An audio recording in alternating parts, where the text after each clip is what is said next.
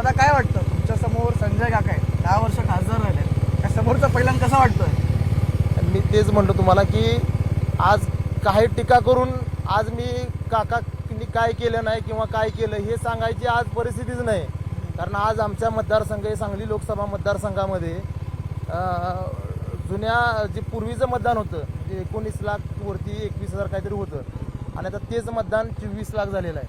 म्हणजे जवळजवळ 5 लाख नवीन first voter आहेत ते पहिल्यांदा मतदान करणार आहेत आणि ती सगळी यंग जनरेशन हे सर्व मतदान करणार आहे. आणि ही यंग जनरेशन आहे ती कुणाशीही बांधील नाही. त्यांना सर्व गोष्टी कळत आहेत.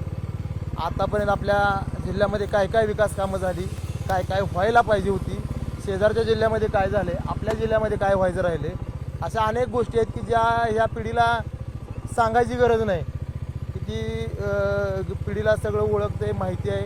आणि काहीतरी सांगण्यापेक्षा आज मी माझ्या भावनी गावामध्ये सांगू शकत नाही की काहीतरी काम झालं आहे माझं केंद्र स्तरावरून.